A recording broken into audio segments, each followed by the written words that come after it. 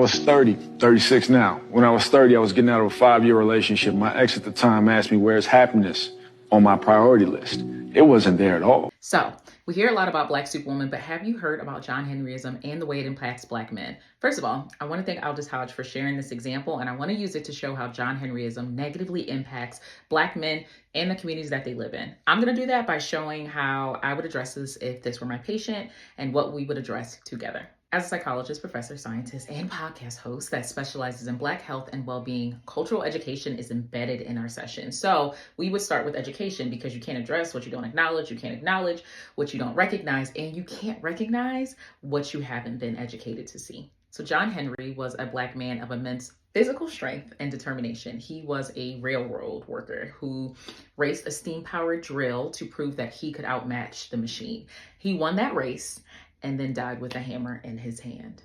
Okay, so now let's fast forward to today.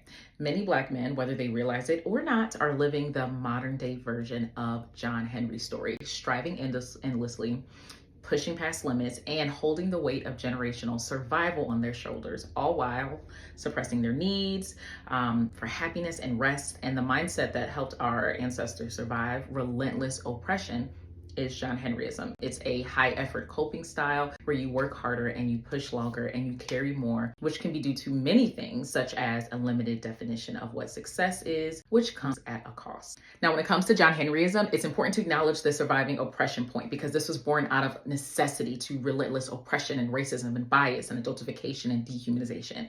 So here's how this shows up in Aldis Hodge's story. Because sometimes, growing up, when you're raised in survival, and I'm talking about my family, we done been through it. We used to live in our car. We've been homeless a few times.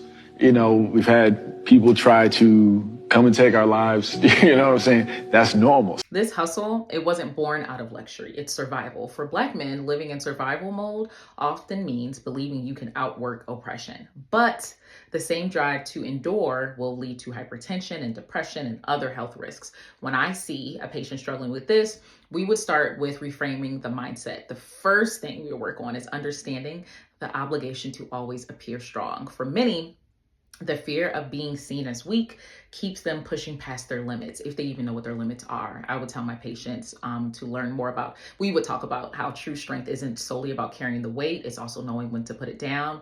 We would also refocus on redefining what strength and success looks like, because many Black men equate productivity with their worth. It's a mindset that's rooted in survival and dehumanization and the constant need to prove themselves. So in therapy, we'd work together to redefine their worth, showing them that they are valuable simply because they exist, not because of what they can produce. We would also work on increasing comfort with taking breaks, not as a sign of weakness, but as strength. Almost. So you grow up with this hustle, and when it comes to, I want this, or this is going to make me happy, sometimes in those situations, you think that, or you're taught that if I go for this, this is going to harm me or shut me down, hold me back, or kill me.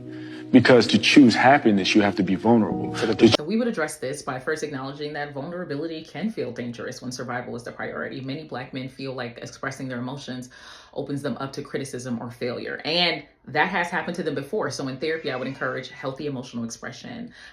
We would even talk about increasing the comfort level. Suppressing emotions may feel protective in the moment, but in the long term, it really creates stress and disconnect. Vulnerability isn't a weakness, it's a gateway to healing. And we would start small. So we would talk about practicing how you feel in low stakes situations. For example, if you're feeling frustrated about something minor, saying something such as this is frustrating, and over time you'll build the muscle to express bigger emotions when it matters most. It's important to realize that this is the result of adultification and dehumanization when it comes to Black boys who also become Black men.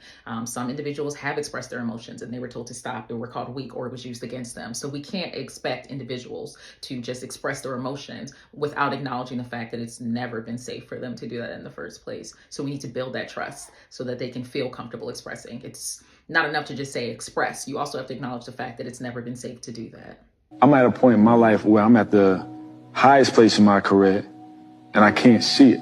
because I still have a trouble with saying that I'm successful. Does this sound familiar? So it's important to realize that John Henryism doesn't just impact individuals, but entire families and communities. It's a symptom I see often, a sense that no matter how much you achieve, it's never enough. It's the belief that you have to keep running, keep striving, keep proving yourself, even when you've already succeeded. So for a patient who feels this way, we would focus on practicing self-recognition and redefining what success means. If you notice, I said that twice because that's a really key point of this.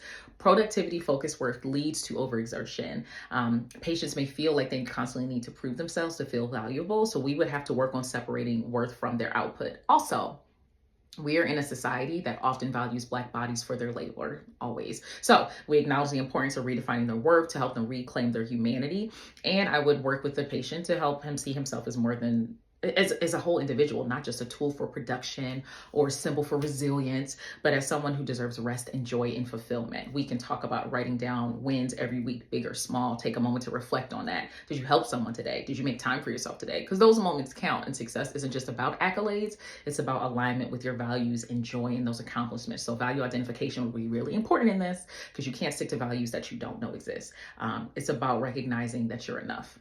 Now, let's talk about transformation, because it's one thing to recognize these symptoms, but like, how do we start rewriting the story overall? Because I got this little person who is nothing but love, I don't have a choice but to be vulnerable. I have to be open. I have to look at myself as an individual and reassess my relationship. I got to divorce myself from the old me and come into who I'm supposed to be right now. Now, the decision to work on something is a strength, and it's always important to highlight strengths. Having someone you care about, a child or a partner or a community, can be a powerful motivator to change those connections. They can be powerful drivers, but the truth is the most important reason to redefine your worth and prioritize your well-being is you. Your healing cannot hinge on anyone else. You deserve rest. You deserve healing. You deserve joy simply because you exist, not because others depend on you. When a patient tells me this, we work on understanding that, in Aldis Hodge's words, the divorcing the old you isn't about abandoning survival. It's about evolving. It's about integrating the strength and added tools to thrive. This is where we would start practicing what meaningful and realistic rest means to them, because I'm not about to tell you to just stop doing everything. Your worth isn't tied to how much you do. Your presence, your ability to show up fully as yourself is what matters. And rest allows you to be more present, not just survive, but actually live. We would start small. We can talk about scheduling non-negotiable rest and understanding that you don't have to do it alone. Rest is resilience, and vulnerability is strength, and healing is very much possible. Once again, my name is Dr. Raquel Martin. Please let me know if you'd like to hear more about this. As you know, I'm all about burning the cape, but I'm also about Black men breaking the hammer. And last but not least, go birds. EAGLES.